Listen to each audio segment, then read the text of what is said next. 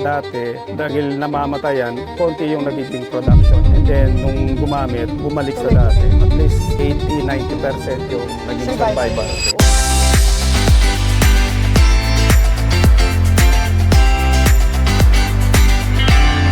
Hello mga ka-agri! This is your Agripreneur Queen, Liza Cabral.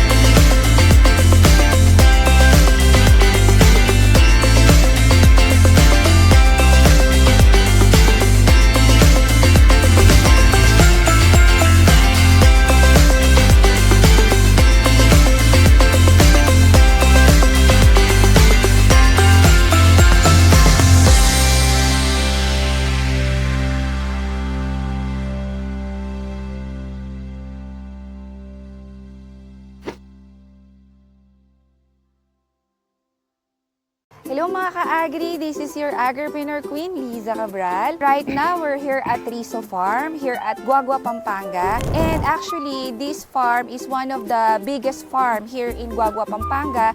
Sila yung top producer ng ating mga tilapias. May interview tayo yung kanilang farm manager. But, i-share ko lang kung gaano kalaki yung property nila dito. So, dito sa hatchery area nila, they have 1.8 hectares. So, almost 2 hectares yung kanilang hatchery. So, sila na rin yung nagpo-provide ng fingerlings. But, yung kanilang farm talaga, meron sila sa Bataan, Pilar Bataan, may 3 hectares sila doon. And combination, Minalin, sa Smuan, and also Guagua, total of 800 hectares. Grabe ang laki. They're using our technology, the Aqualife, for almost 7 years na. Since 2018, talagang subok na subok ang ating technology. Wala po silang ibang ginagamit, kundi ang ating CHC Aqualife. And also yung feeds nila. So interview natin yung farm manager kung paano naging maganda yung resulta using our CHC Aqualife. Yes sir, good morning po, Good Sir morning. Michael. Good morning. Sir Michael, okay lang ba share mo sa viewers natin kung ano po yung naging effect ng ating CHC Aqualife? Dati kasi, sa mga grow out namin, Opo. laging mataas yung mortality nila.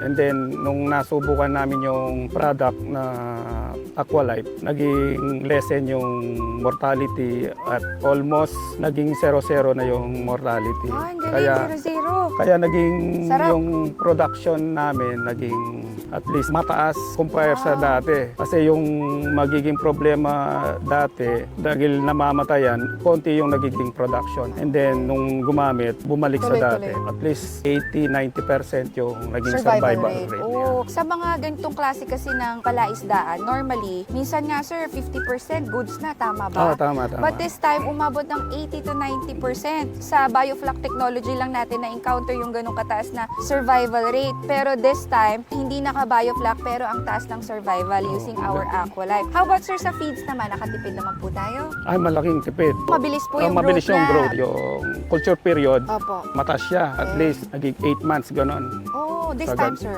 Bumaba at least naging 6 months. 6 months. So 2 months yung natipid natin. Oo, kasi Wow. yung 2 months na yun, Oo. ang laking bagay. Malaking bagay sir Sa kasi feeds feeds yun eh. lang sa Oo. 800 hectares sir, napakalaki nun. Sa feeds lang at the same time, syempre dun sa labor mga tao, na-shorten natin from 8 months to 6 months. Oh, tsaka Grabe. yung 2 months na yun, hindi birong perang ilalabas noon kasi malaki na yung mga isda. Correct, correct. So ibig sabihin sir, nakatulong yung Aqualife natin para mas mabilis yung growth ng ating mga Oo, alaga, tama. mapabawas yung mortality, therefore yung production, yung harvest mataas. Ah, yes. Yun, ang galing, galing, Kaya- galing. So pinapalakpakan niya. Siyempre.